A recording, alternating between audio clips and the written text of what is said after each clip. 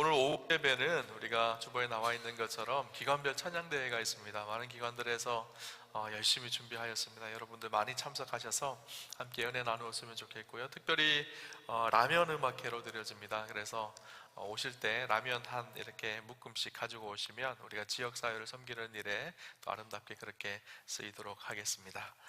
여러분, 한 신앙이 좋은 농부가 있었습니다. 하루는 주위에 있었던 무신론자 지식인 친구가 한 명이 있었는데 그 친구를 초청을 하였습니다. 그래서 식사를 같이 나누려고 하는데 식사하기 전에 우리 같이 하나님 앞에 감사 기도를 하자고 했어요. 그러자 그 친구가 이렇게 얘기합니다. 아니, 지금이 어느 시대인데 아직도 하나님을 믿냐? 그렇게 하나님을 믿는 신앙이라는 것은 18세기 인간들을 가지고 있었던 낡은 유물 아니냐, 이렇게 이야기를 한 거예요. 농부는 하는 수 없이 혼자 기도를 합니다. 그리고 나서 그 친구에게 이렇게 얘기합니다. 우리 집에도 당신 같은 식구가 하나 있다네, 그렇게 물었어요. 그러자 이 친구가 너무 기뻐서 참 다행이구나, 나같이 지식인이 이 집에 있다니 얼마나 기쁜 일인가, 그 사람이 누구인가, 자네 대학 다니는 자네 아들인가, 이렇게 물었던 거예요. 그러자 이 농부가 하는 말이, 아니, 우리 집 돼지들일세, 그렇게 얘기를 했다는 거예요. 여러분, 사람과 짐승의 차이점 한 가지가 무엇인가 하면요, 감사해서 알 수가 있습니다. 돼지들은 자기에게 주어진 것을 마음껏 배불리 먹는 것에 집중한다면, 사람은 자기에게 은혜를 베풀어 준 분에게 감사의 고백을 하는 것이죠. 우리가 신앙생활을 하면서 참 중요합니다. 예수를 믿지만 짐승처럼 그렇게 살아가면 안 되겠죠, 그죠? 우리에게 은혜를 베풀어 주신 하나님의 은혜를 기억하고 그 은혜에 감사하며 살아가는 것이 우리 그리스도인의 마땅한 삶입니다. 특별히 오늘 추수감사절을 보내고 있는데, 추수감사절은 우리가 그동안 우리의 신앙을 다시 한번 돌아보는 거예요. 내가 정말 하나님 앞에 감사의 고백을 가지고 살았는지, 아니면 늘 불평과 원망만 하며 그렇게 살지는 않았는지. 감사절은 오늘만 감사하는 날이 아니라 우리의 감사가 일상이 되게 하는 날이어야 합니다. 우리 주님은 우리에게 항상 기뻐하라, 쉬지 말고 기도하라, 범사에 감사하라, 그렇게 말합니다. 그리스도 예수 안에서 우리를 향하신 뜻이 그렇다라는 거예요. 기뻐하며 살기를 원하시고, 기도하며 살기를 원하시고, 감사하며 살기를 하나님은 원하십니다. 근데 범사에 감사하라, 그렇게 말씀하고 있죠. 이 범사에 감사한다라는 말은 무슨 말일까요? 모든 일들 속에서 감사한다는 거거든요. 기쁜 일에도 감사를 하지만 때때로는 힘들고 어려운 일들 속에서도 감사를 놓치지 않는 것. 우리는 기쁠 때는 그래도 감사하기가 조금 쉬운 것 같이 느껴집니다. 조금만 힘들고 어려우면 감사가 참 쉽지 않습니다. 불평과 원망이 가득할 때가 많죠. 그럼에도 불구하고 감사는 우리의 신앙의 고백이 되어서 때때로 힘들고 어렵지만 그 힘들고 어려운 상황을 감사로 바꾸어서 하나님 앞에 올려드리면 감사가 하나님 앞에 기쁨이 되어지고 믿음의 선한 역사를 일으켜가는 것을 보게 되어지죠. 어느 한 부인이 있었습니다. 남편이 예수를 믿지 않는 부인이었어요. 그런데 이 남편이 늘 술을 마시고 또 매일매일 술 마시고 집을 엉망으로 만들어 놓고 그러는 거예요. 그러니까 매일매일 술 시중을 들어야 되니까 이 부인이 너무 힘든 거예요. 하루는 그날도 남편이 술 먹고 늦게 들어왔습니다. 그리고 이렇게 방에서 자고 있는 남편을 바라보면서 자기 신세 타령이 나오기 시작했어요. 하나님, 이게 뭡니까? 언제까지 제가 저 남편 술 시중 들면서 이렇게 살아야 됩니까? 하며 원망이 막 되기 시작한 거예요. 그런데 그러다가 하나님 앞에 기도하면서 목사님이 설교했던 말씀이 생각난 거예요. 불평하며 원망하며 기도하며 하나님께서 들으시지 않고 감사하며 기도할 때 하나님께서 들으신다라는 말씀이 딱 기억이 났어요. 그래서 감사를 해야 되겠다라는 생각이 들어서 감사할 거리를 찾아봤어요. 근데 감사할 것이 없는 거예요. 하나님, 그래도 감사하라고 하셨으니까 좌우지간 감사합니다. 그렇게 감사하며 기도를 하셨대요. 기도를 하다가 한참 지나고 나서 감사할 일이 생각이 났어요. 무엇인가 하면 그래도 남편이 있는 것이 감사하다는 생각이 들었던 거예요. 과부가 아니라 자기가 남편이 있어서 남편이 열심히 일하고 그래도 돈을 벌어다 주니까 감사하지 생각이 들어서 하나님, 과부 신세가 아니라 그래도 남편이 있는 것이 감사하네요. 그렇게 기도를 했습니다. 또 감동이 막 밀려오는 거예요.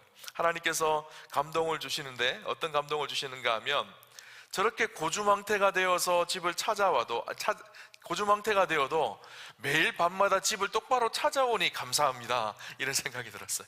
세상에서 말씀 안 피우고 고주망태가 되어서 집에 들어와서 집에서 잠을 자니까 감사하다는 것이었어요. 그렇게 너무너무 감사가 되어서 여러 가지 감사를 하다 또 감사가 생각이 난 거예요. 감사의 기도 제목이 뭐였는가 하면, 토요일만 되면 남편이 더 많이 술을 마시고 늦게까지 들어오는데 그렇게 잠을 자기 시작하면 자기가 교회 갔다 오는 것도 모르고 잠을 잔대요. 그래서 아침에 일찍 일어나지 않고 자기가 교회 가는 거 뭐라고 하지 않으니까 잠잔다고 너무너무 감사가 되더라는 거예요. 그래서 하나님 감사합니다 하고 희죽희죽 웃는데 남편이 잠을 딱 깬 거예요. 남편이 보니까 아내가 자기가 술 취해서 이렇게 자고 있는데도 불구하고 웃고 있는 거예요. 그래서 왜 웃냐고 물어봤더니 당신하고 사는 것이 너무너무 고마워서 감사해서 웃고 있다, 그렇게 얘기를 했어요. 그러면서 자기가 무엇을 감사했는지를 하나하나 이야기를 합니다. 남편이 그 이야기를 듣고 있다가 예수 믿는 일이 참 좋은 일이네, 나도 예수 한번 믿어봐야 되겠다 하고 교회를 나오기 시작하더라는 거예요. 그래서 그분이 간증하기를, 내가 10년을 기도하여도 응답이 없으시던 하나님께서 한 번의 감사 기도로 응답을 해주셨습니다, 그렇게 간증을 하셨습니다. 여러분, 감사는요, 우리가 생각하지도 못했던 기적을 만들어내는 것이 감사입니다. 감사로 제사를 드리는 자가 나를 영화롭게 하나니 그 행위를 옳게 하는 자에게 내가 구원을 보이시겠다고 하나님께서 약속하셨어요. 감사로 제사를 드리는 자, 감사의 고백을 하나님께 드리는 자, 그것이 하나님을 영화롭게 한다는 거예요. 그리고 그들에게 구원을 베풀어 주시겠다라고 말씀을 하셨어요. 그래서 여러분, 우리가 어떤 상황 속에서도 감사하는 은혜가 있었으면 좋겠습니다. 사랑에는 세 가지 차원의 사랑이 있다고 합니다. 첫 번째 차원의 사랑은 만약의 사랑이에요. 만약에 저 사람이 더 예뻐지면, 더 잘생겨지면 내가 사랑하겠다는 거예요. 만약에 저 사람이 돈을 많이 벌면 내가 사랑하겠다, 이것이 만약의 사랑입니다. 아주 낮은 수준의 사랑이죠. 그 다음에 사랑이 때문에 사랑이라고 합니다. 저 사람이 잘생겼기 때문에, 저 사람이 성격이 좋기 때문에, 저 사람이 돈을 많이 벌기 때문에 사랑하는 것, 이것이 때문에 사랑입니다. 이것도 낮은 수준의 사랑입니다. 그런데 높은 수준의 사랑이 있는데 그것은 무엇인가 하면 그럼에도 불구하고의 사랑이라고 합니다. 저 사람이 못생겼음에도 불구하고, 저 사람이 돈이 없음에도 불구하고, 저 사람이 나한테 잘해주지 못함에도 불구하고 사랑하는 것. 하나님의 사랑이 그렇죠. 우리가 죄인임에도 불구하고, 하나님의 말씀에 잘 순종하지 않음에도 불구하고, 우리의 욕심을 따라갈 때가 많음에도 불구하고 하나님 우리를 끝까지 포기하지 않고 사랑하십니다. 하나님의 사랑은 변함이 없는 사랑이죠. 근데 감사도요, 낮은 수준의 감사가 있고요, 높은 수준의 감사가 있어요. 만약의 감사는요, 낮은 수준의 감사입니다. 하나님, 내가 승진하면, 만약에 승진하면 감사하겠습니다. 만약에 내가 돈을 많이 벌면 감사하겠습니다. 만약에 내 사업이 잘 되면 감사하겠습니다. 이것이 만약의 감사예요. 때문에 감사는요, 비교해서 내가 잘 되면 감사하는 거예요. 우리 아들이 좋은 대학에 갔기 때문에 감사합니다. 우리 사업이 성공했기 때문에 감사합니다. 이거 때문에 감사죠. 사실 때문에 감사도 쉽지 않습니다. 많은 분들이 때문에 감사도 하지 않아요. 자기가 했다고 생각을 하기 때문이거든요. 그런데 이거보다 훨씬 더 높은 감사가 있습니다. 어려움을 당하거나 불행이 찾아왔지만 그럼에도 불구하고 감사하는 것. 참 쉽지 않은 감사입니다. 미리 하나님이 일하실 것을 바라보며 믿음과 약속의 눈을 바라보며 감사하는 것. 그래서 감사를 선포하는 것. 이것이 그럼에도 불구하고 최고 수준의 감사입니다. 성경에 보면 이런 감사들이 참 많이 나옵니다. 우리가 잘 아는 것처럼 다니엘의 세 친구들이 그리 아니하실지라도 감사하는 것. 하박국이 무화과 나무 잎이 마르고 포도 열매가 없고 우리의 양떼가 없고 외양간에 송아지가 없을지라도 없고 그럼에도 불구하고 하나님으로 인하여 기뻐하고 감사하는 것. 이것이 그럼에도 불구하고의 감사이죠. 우리의 감사의 수준이요, 낮은 수준의 감사가 아니라 보다 높은 수준의 감사로 옮겨가는 축복이 있었으면 좋겠습니다. 그것이 범사에 감사하는 거예요. 그렇죠? 오늘 성경에 보면 정말 최악의 상황 속에 있는 한 사람의 이야기가 나옵니다. 바로 다윗 이야기예요. 우리 다윗 생각하면 이스라엘의 최고의 왕, 부유했고 힘과 권력이 있었던 왕으로 생각을 하지만 사실은 그 왕이 되기 전까지 다윗은 날마다 최악의 상황에서 살아갔습니다. 다윗은 우리가 잘 아는 것처럼 이새의 막내 아들로 태어났죠. 그리고 막내 아들로 불려지며 천덕꾸러기처럼 여겨졌던 아들이었습니다. 사무엘이 이새의 아들들 중에 왕으로 한 명을 기름 부어 세우려고 할 때 아들들을 다 불러오라고 했습니다. 근데 그때 다윗은 그곳에 불려가지도 않았어요. 왜 그랬을까요? 아예 제껴놨거든요. 얘는 왕 될 아들이 아니라는 거예요. 아마 그 가정에서도 이 다윗은요, 막내 아들로 왕따를 당하는 그런 아들이었던 것 같아요. 그죠? 우여곡절 끝에 하나님께서 다윗에게 기름 부으시죠. 그리고 왕이 되겠다고 약속을 하십니다. 그런데 문제는 왕이 되겠다고 하시면 그 다음에 왕궁으로 가든지 뭐 고위 관리가 되든지 하나님께서 그렇게 길을 열어주셔야 되는데 그 이후 어떤 일이 일어날까요? 골리앗을 쓰러뜨리고 위대한 일을 행했지만 광야로 쫓겨갑니다. 광야에서 10년이 넘는 생활 동안에 고통스러운 시간을 보냅니다. 언제 죽을지 모르는 위태위태한 시간을 보내게 되어지죠. 그때의 나이가, 다윗의 나이가 20세입니다. 한창 혈기왕성하고 인생을 가장 열정적으로 뜨겁게 살아가야 될 때 그는 광야에서 쫓기는 인생으로 살았던 인생이었었어요. 그죠? 참 불행했던 인생이죠. 보통 사람이면 그럴 때 어떻게 했을까요? 20세에 혈기왕성할 때 사울이 자기를 죽이려고 쫓아올 때 한번 해보자, 네가 죽나 내가 죽나 한번 싸워보자, 뭐 이렇게 하든지, 아니면 하나님이 원망스러워서 하나님 이게 뭡니까? 내 인생이 왜 이렇습니까? 절망을 하든지 우울증에 걸리든지 깊은 절망 속에 들어가는 것이 정상입니다. 그런데 다윗은요, 불평하거나 원망하지 않습니다. 오히려 그 상황 속에서 하나님을 바라보며 하나님을 찬양하고 오히려 감사하는 고백들이 시편에 가득가득 기록이 되어져 있죠. 오늘 우리가 읽었던 시편이 대표적인 시편인데요, 오늘 우리가 읽었던 시편 57편의 부제를 보면요, 부제에 뭐라고 기록하는가 하면 다윗이 사울을 피하여 굴에 있을 때 지은 시라고 말합니다. 사울을 피해서, 사울이 죽이려고 군대를 동원해서 다윗을 쫓아다니니까 그것을 피해서 다윗이 아둘람 동굴에 피신을 합니다. 동굴에 피신해서 밖에 나가면 죽고 어떻게 해야 될지 모르는 깊은 절망 속에 갇힌 거예요. 여러분, 막장이라는 이야기, 막장이라는 단어 아시죠? 막장이 뭔가요? 인생의 가장 끝자락이라는 거예요. 더 이상 파고 들어갈 데가 없다는 거예요. 그래서 탄광에서요, 마지막 끝에 있는 곳이 막장입니다. 그래서 안으로 더 들어가지 못하는 곳이 막장이에요. 다윗의 인생이 지금 막장인 거예요. 밖으로 나가면 사울에게 죽게 생겼고 안으로는 더 숨어들을 수 없는 그런 인생의 막장을 만난 거예요. 그 막장에서 불렀던 노래가 오늘 본문의 말씀입니다. 최악의 상황이었습니다.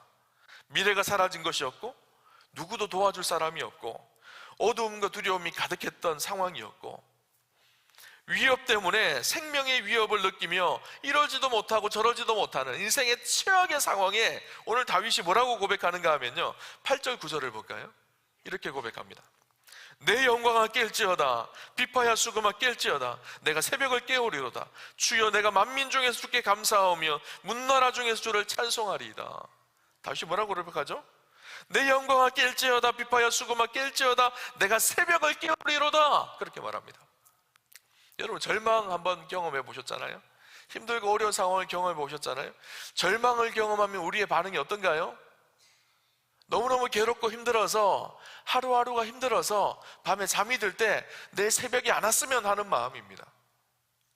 그래서 다윗이 오늘 뭐라고 고백하죠? 내가 오히려 새벽을 깨우리라, 그렇게 말합니다. 힘들게 어렵게 새벽을 기다리는 것이 아니라 내가 오히려 어둠을 뚫고 새벽을 깨우며 하나님의 나라를 위해 뛰어나가는 열망과 열정이 그 속에 담겨져 있는 거예요. 그리고 뭐라고 고백하는가 하면요, 주께 감사하며 주를 찬송하리이다. 다윗이 어떻게 그렇게 고백할 수 있었을까요? 최악의 상황에서 최고의 신앙의 고백을 하나님께 드릴 수가 있었을까요? 최악의 상황에서 어떻게 최고의 감사를 하나님께 내어드릴 수가 있었을까요? 오늘 본문 1절, 2절을 볼까요? 두 가지 우리에게 중요한 메시지를 오늘 본문 속에 주는데, 먼저 1절, 2절을 봅시다. 하나님이여 내게 은혜를 베푸소서, 내게 은혜를 베푸소서. 내 영혼이 주께로 피하되 주의 날개의 그늘 아래에서 이 재앙들이 지나기까지 피하리이다. 내가 지존하신 하나님께 부르짖으며 곧 나를 위하여 모든 것을 이루시는 하나님께로다. 아멘. 다윗이 뭐라 그러죠? 내 영혼이 주께로 피하되 주의 날개근을 아래로 피한다고 말합니다. 오늘 본문을 통해서 우리에게 주시는 하나님의 중요한 첫 번째 메시지가 있는데요, 무엇인가 하면 감사는 문제가 해결되어져서 감사하는 것이 아니라 주님께 피하기 시작하면서 그때부터 감사가 시작되어진다라는 사실이에요. 주님께 피할 때 우리의 감사의 고백이 아직 해결되지 않았지만 문제는 그럼에도 불구하고 우리의 입술에 감사의 결단과 고백을 할 수 있다는 이야기입니다. 다윗은요, 용사였죠. 그리고 음악가였습니다. 시인이었습니다. 오늘 다윗이 뭐라고 고백하죠? 하나님을 지존하신 하나님, 이렇게 표현합니다. 지극히 높으신 하나님이라는 뜻이거든요. 히브리어로 보면 엘로힘, 엘로욘이라는 단어입니다. 엘로힘이라는 단어는요, 하나님이라는 단어이고요, 엘로욘이라는 단어는요, 지극히 위대하시고 지극히 크신 하나님을 의미합니다. 왕 중에 왕 되신 하나님입니다. 당시 고대 근대에는요, 이 왕은요, 최고의 권위를 가지고 있었습니다. 무소불위의 권위가 있었죠. 왕의 한마디면 사람이 살기도 하고 죽기도 하던 시대입니다. 다윗이 하나님이 그런 왕이라는 거예요. 진짜 왕 중의 왕이라는 거예요. 다윗이 지금 누구에게 쫓기고 있죠? 사울 왕에게 쫓기고 있잖아요. 근데 사울 왕보다 더 높으신 왕이 있다라는 거예요. 진짜 왕 중의 왕이신 지존하신 왕, 그 하나님이 있다는 것을 신뢰하고 그 하나님께 의탁하는 거예요. 여러분, 사울 왕이 나를 이렇게 힘들게 하지만 사울 왕보다 높으신 진짜 왕이 있습니다. 우리가 힘들게 하는 수많은 문제들이 있지만 그 수많은 문제들보다 위대하고 크신 하나님이 계십니다. 그분이 지존하신 하나님이세요. 다윗은 이 사실을 알았어요. 사울 왕이 지금 자기를 죽이려고 하지만 그 사울 왕보다 크신 하나님이 계시다라는 사실을 믿음으로 고백하고 있는 거예요. 그 하나님께 의탁하고 있는 거예요. 뿐만 아닙니다. 다윗이 나중에 왕이 되잖아요. 왕이 되었음에도 불구하고 그가 겸손히 하나님 뜻 앞에 순종하며 살아갈 수 있었던 이유가 무엇일까요? 자기가 왕이지만 자기보다 크신 진짜 왕이 있다는 거예요. 자기보다 높으신 지존하신 하나님께서 계신다라는 거예요. 그 하나님 앞에 자신의 삶을 겸손하게 낮출 수가 있었던 것이죠. 근데 오늘 본문은 뭐라고 말하는가 하면요, 엘로힘 엘로욘, 지극히 크신, 지극히 높으신 지존하신 하나님, 그 하나님이 어떤 하나님인가 하면 2절에 보니까 나를 위하여 모든 것을 이루시는 하나님이라는 거예요. 하나님이 저 멀리 우주 밖에서 우리를 바라보시는 것이 아니라 위대하시고 크신 그 하나님이 나를 위해서 일하시는 하나님이시라는 거예요. 놀라운 신앙 고백 아닌가요? 하나님이요, 위대하고 크신 하나님이십니다. 그 하나님은 나와 하나님이 아니라 나와 함께 하시는 위대하고 크신 하나님이세요. 우리의 아버지 되시는 하나님이십니다. 여러분, 지금 사무엘을 통하여 왕으로 기름 부음을 받은 자기가 왜 이렇게 비참하게 이렇게 도망다니며 고통 속에 살아가는지, 왜 하나님이 자기를 이렇게 죽음의 위기까지 놓게 하시는지 다윗은 잘 알 수가 없었습니다. 그럼에도 불구하고 그는 고백하고 있는 거예요. 하나님의 선하신 뜻이, 나를 위해 하시는 하나님이 지금도 나와 함께 하시고 나를 이끌어 가신다는 그 믿음의 고백이 다윗은 분명했던 거예요. 그러니까 절망의 상황이 감사의 고백으로 바뀌어지기 시작한 것이죠. 여러분, 어려움을 당할 때 우리가 해야 될 일이 바로 그것입니다. 위대하고 크신 지존하신 하나님께 우리의 삶을 위탁하고 맡겨드리는 거예요. 그분께 피하는 거예요. 많은 사람들이요, 고통 속에서 피할 대상을 찾습니다. 어떤 사람은 술에 피하고요, 어떤 사람은 자기에게 조금이라도 도움이 될 수 있는 사람들에게 피합니다. 어떤 사람은요, 분노와 체념 속에 피합니다. 그러면서 절망하죠. 그럼 우리는 피할 분이 계십니다. 우리의 피할 요새이시고 산성이시고 우리의 바위 되시는 하나님이 계신다라는 거예요. 그 하나님께 피하는 것, 그것이 능력입니다. 여러분, 하나님은 나를 위해 일하십니다. 우리가 잘 아는 말씀 한 절이 있어요. 로마서 8장 28절 말씀이, 우리가 알거니와 하나님을 사랑하는 자 곧 그 뜻대로 부르심을 입은 자들에게는 모든 것이 합력하여 선을 이루느니라. 이 말씀 여러분 한번 암송하시면 너무 좋을 것 같아요. 롬8 28 이렇게 외우거든요. 로마서 8장 28절, 우리가 알거니와 하나님을 사랑하는 자 곧 그 뜻대로 부르심을 입은 자들에게는 모든 것이 합력하여 선을 이루느니라. 우리 안에 고통이고 우리 안에 있는 고난이라고 생각이 들지만 하나님은 그 고통과 고난도 바꾸셔서 선으로 바꾸시는 분이 하나님이시라는 거예요. 우리 가운데 놀랍게 지금 역사를 써가시고 일하시는 선을 행하시는 분이 하나님이시라는 것을 성경은 이야기해 주고 있죠. 여러분, 뜨개질 해보셨나요? 실로 뜨개질을 하면 앞면은 아름답습니다. 그러나 뒷면은 어떨까요? 울퉁불퉁하고 실이 엉켜져 있어요. 제가 예전에 한번 학교를 가다가 학생 때 옷을 거꾸로 입고 갔어요. 뜨개질 해준 옷을 거꾸로 입고 잘못 입고 학교를 가니까 너 옷이 이상해 친구들이 막 그러더라고요. 보니까 옷을 거꾸로 입었어요. 다시 똑바로 입으니까 앞에 아름다운 무늬가 있는 거예요. 앞면은 아름답지만 뒷면은 울퉁불퉁합니다. 그런데 우리는 잘 몰라요. 하나님께서 우리의 인생을 뜨개질하고 계시는데 우리는 이것이 앞면이라고 생각했는데 하나님 보시기에 뒷면일 수도 있고, 우리가 뒷면이라고 생각했는데 하나님 보시기에 앞면일 수도 있습니다. 그래서 울퉁불퉁하고 이게 뭐냐고, 이 뒷면을 보고 우리는 눈물을 흘리고 오해를 하고 혼란스러워합니다. 뒷면을 보고 있는 우리는 하나님이 이해가 되지 않습니다. 그런데 때가 되어지면, 뜨개질이 끝나면 하나님께서 뒤집어서 앞면을 보여주실 때가 있어요. 네가 앞면이라고 생각했던 부분이 뒷면이지롱, 그렇게 말씀하세요. 다윗의 인생이 그랬거든요. 알지 못하는 광야를 만나서 깊은 고통 속에 절망하고 있었습니다. 절망스러운 상황이었었습니다. 근데 그 뒷면에서는 하나님 어떻게 하시죠? 역사하시고 일하시고 계셨어요. 때가 되어지니까 어떻게 하죠? 이것을 뒤집으셨어요. 그래서 다윗을 이스라엘의 왕으로 세우신 거예요. 그렇죠? 여러분, 우리를 위하시고 인도하신 하나님을 신뢰하고 그분께 피할 때 우리 안에 감사의 시작이 된다는 사실을 기억하십시오. 아직 상황은 어두운 것처럼 보이지만 그럼에도 불구하고 하나님은 우리를 위해서 쉬지 않고 일하시는 분이 우리 하나님이십니다. 두 번째 사실은요, 우리에게 주시는 중요한 메시지는 최악의 상황에서 감사는요, 감정을 따르는 것이 아니라 믿음의 결단이 필요하다라는 거예요. 우리는 자꾸 보고 눈에 보이는 상황을 따라가려고 합니다. 그런데 때때로는요, 최악의 상황에서 감사는 어떻게 시작되어지고 어떻게 이루어지는가 하면 믿음의 결단이 필요합니다. 감사하기로, 하나님을 찬양하기로 결단하는 거예요. 오늘 성경을 볼까요? 6절에서 8절까지 한번 보겠습니다. 그들이 내 걸음을 막으려고 그물을 준비하였으니 내 영혼이 억울하도다. 그들이 내 앞에 웅덩이를 팠으나 자기들이 그 중에 빠졌도다. 하나님이여, 내 마음이 확정되었고 내 마음이 확정되었사오니 내가 노래하고 내가 찬송하리다. 내 영광아 깰지어다. 비파야 수금아 깰지어다. 내가 새벽을 깨우리로다. 다윗의 상황을 봅시다. 하나님께 피한다고 고백을 했죠. 1절, 2절에. 3절에 보면 다시 너무너무 힘들어하고 고통스러워합니다. 또 4절에 보면 내 영혼이 사자들 가운데 살며, 이렇게 말하면 고통을 이야기하죠. 그렇게 하나님을 찬양하다가 또 6절에 보면 내 영혼이 억울하도다. 그들이 내 걸음을 막으려고 그물을 준비하였도다. 내가 웅덩이에 빠진 것 같이 고통스럽다. 그렇게 말합니다.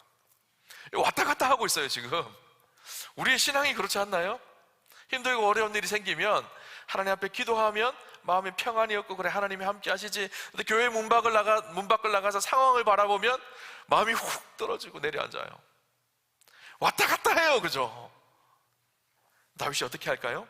7절에 하나님이여, 내 마음이 확정되었고 내 마음이 확정되었사오니 내가 노래하고 내가 찬송하리이다. 내가 왔다 갔다 했던 그 마음을 정리하고 이제 내 마음이 주님을 찬양하고 주님 앞에 감사하기로 확정하였다라는 거예요. 마음을 정하였다라는 거예요. 눈물이 나도 찬양하겠습니다. 고통이 있어도 찬양하겠습니다. 내 인생과 상황이 바뀌지 않더라도 그럼에도 불구하고 믿음으로 결단하고 찬양하며 감사하겠습니다. 감사가 방향이 되는 거예요. 그죠? 신앙생활을 한다는 것은 그거예요. 내 상황과 환경을 바라보는 것이 아니라 하나님의 약속을 바라보면서 그 속에서 믿음으로 감사를 선포하는 거예요. 감사가 방향이 되게 하는 거예요. 여러분, 우리의 삶이 무엇이 우리의 삶에 이끌리나요? 우리 그리스도인의 삶은요, 눈에 보이는 것에 이끌리는 인생이 아니라 하나님의 약속과 말씀에 이끌리는 사람이 우리 인생이거든요. 하나님의 약속을 바라보고 행하실 주님을 바라보고 감사를 선포하는 것. 감사는요, 믿음의 고백인 거예요. 믿음이 있는 사람들이 이루어질 약속을 바라보며 선포하는 것이 감사거든요. 그죠? 여러분, 감사를 좀 결단하셨으면 좋겠어요. 감정에 이끌리는 것이 아니라, 감정은 너무너무 힘들지만 내 상황 환경을 넘어서 일하시는 주님을 바라보며 감사를 선포해 보십시오. 감사는 또 다른 감사를 만들고 기적을 만드는 것이 감사의 능력입니다. 존 웨슬리 목사님이요, 이런 일을 경험하셨어요. 이분이요, 도둑을 당한 거예요. 도둑이 집에 와서 가지고 있는 재산을 다 탈탈 털어갔습니다. 사람들이 이제 웨슬리 목사님 참 힘들겠다, 어렵겠다, 그렇게 생각을 했는데 이분이 너무너무 기뻐하면서 감사하시는 거예요. 그러면서 이분 이렇게 얘기해요. 내가 감사를 하나님 앞에 결단을 했습니다. 그러면서 세 가지 감사를 했어요. 첫째, 내가 가진 것이 아니라 일부만 가져간 것에 감사합니다. 둘째, 돈은 내 영혼보다 작은 것입니다. 내 영혼이 도둑질 당하지 않는 것에 감사합니다. 셋째, 내가 도둑질한 사람이 아니라 도둑질을 당한 것이 감사합니다. 여러분, 도둑질 하는 것이 나쁜 것이죠. 그렇죠? 내가 도둑질하는 사람이 된 것이 아니라 도둑질 당한 사람이 된 것이 감사합니다. 그렇게 고백을 하고 기뻐하셨대요. 감사를 결단한 것이죠. 그렇죠? 여러분, 우리의 상황 속에서도 가만히 보면요, 우리가 잘 보지는 못하지만 감사할 것들이 얼마나 많은지 몰라요. 우리의 시선을 바꾸고 힘들고 어려운 상황이지만, 최악의 상황이지만 그 최악의 상황 속에 감사를 한번 선포해 보셨으면 좋겠어요. 우리 안에 행하신 은혜의 일들이 어떤 인지를 한번 바라보셨으면 좋겠어요. 여러분, 평생 감사라는 책이 있는데 거기에 나오는 내용입니다. 한번 잘 들어보세요. 지금 당신의 집에 전기가 들어온다면 세상에서 전기의 혜택 없이 사는 20억이 넘는 사람들보다 감사할 이유가 있는 사람입니다. 당신의 집에 식수시설이 되어 있다면 그렇지 못해 아무 물이나 마시는 10억이 넘는 사람들보다 감사할 이유가 있는 사람입니다. 당신이 하루에 1,000원 이상을 가지고 생활하고 있다면 1,000원 미만으로 살고 있는 12억의 사람들보다 감사할 이유가 있는 사람입니다. 당신이 하루 한 끼라도 따뜻한 음식을 먹을 수 있다면 영양실조로 고통받는 8억 명의 사람들보다 감사할 이유가 있는 사람입니다. 오늘 아침에 일어났을 때 당신이 건강한 몸으로 일어났다면 당신은 이번 주를 넘기지 못하게 될 100만 명의 환자들보다 감사할 이유가 있는 사람입니다. 당신이 한 번도 전쟁의 위험, 수용소의 외로움, 고문의 고통, 굶주림의 쓰라림을 경험하지 못했다면 당신은 5억 명의 사람들보다 감사할 이유가 있는 사람입니다. 당신이 체포, 협박, 학대, 고문, 그리고 죽음의 두려움 없이 교회를 다니고 예수를 믿을 수 있다면 당신은 이 세상 30억의 사람들보다 감사할 이유가 있는 사람입니다. 당신의 냉장고에 음식이 있고 당신의 몸에 옷을 걸치고 있거나 잠을 잘 수 있는 집이 있다면 이 세상 75%의 사람들보다 더 감사할 이유가 있습니다. 당신이 은행에 그리고 지갑에 약간의 돈이 있고 어딘가에 있는 작은 통에 동전을 모아두었다면 세계 상위 8%의 사람들 안에 드는 감사할 이유가 있는 사람입니다. 당신의 두 부모님이 아직 살아계시고 지금 혼자가 아니라면 보기 드물게 감사할 이유가 있는 사람입니다. 지금 이 글을 읽고 당신이 축복받은 존재라는 사실을 알게 된다면 글을 읽을 줄 모르는 20억의 사람들보다 더 감사할 이유가 있는 사람입니다. 이 글을 쭉 보면서요, 저는 다 해당이 되더라고요. 여러분 어떠신가요? 대부분 아마 다 해당이 되실 거예요. 그죠? 사실 우리 안에는요, 하나님께서 베풀어 주신 감사가 어마어마하게 많습니다.